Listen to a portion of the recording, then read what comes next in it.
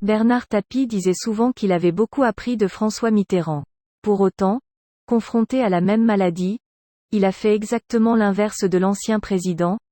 Là où Mitterrand avait choisi de taire son cancer, Tapie a tout dit, tout balancé, tout raconté à la terre entière. À peine quelques semaines après une première opération et le début des séances de chimiothérapie, il est en une du Point le 8 mars 2018, pour « La Grande Confession ». La Grande Confession, c'est peu de le dire, le malade évoque notamment l'ablation d'une partie de l'estomac et de l'œsophage qu'il vient de subir.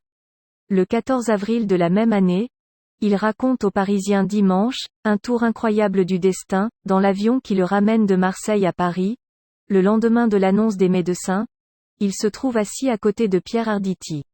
Il y a 20 ans, dans le film de Claude Lelouch Homme, Femme, Mode d'emploi, Arditi jouait le rôle du médecin qui annonçait à Tapie son cancer de l'estomac. J'adore Pierre Arditi, et je lui ai dit. Pierre, cette fois c'est pas du cinéma, c'est pour de vrai. Il me dit. C'est quoi qui est pour de vrai? Je lui réponds. Mon cancer de l'estomac. En juillet 2018, Tapie pose encore en couverture d'un magazine, Vanity Fair, Dieu, la mort et moi.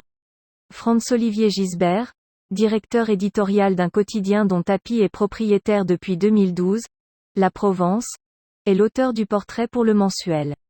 Il y narre le moment où Tapie lui a appris sa maladie. Le journaliste conseille illico au patron de ne rien avouer. Il lui cite les mots du cancérologue Bernard Debré. Le jour où l'information filtrera, tu seras mort. Mort dans le regard des autres. Mort dans ton travail, où tout le monde cherchera dans ton expression les signes de la progression du mal.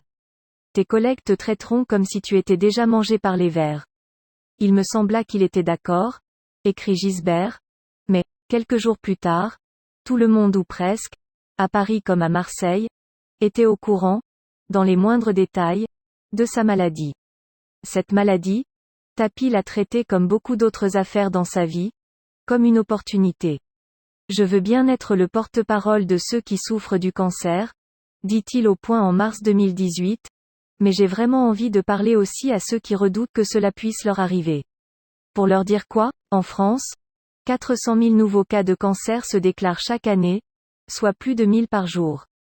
Le chiffre a doublé depuis 1980. Environ 150 000 personnes en meurent. Mais je leur dis, tenez bon. Patient Bernard et docteur Tapie.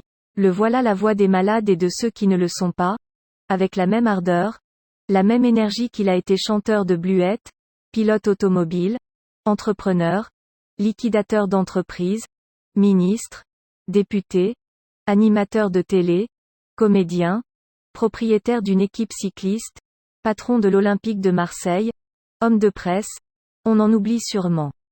Bernard Tapie a eu 1000 vies, et, dans son cas, ce n'est pas qu'une simple expression.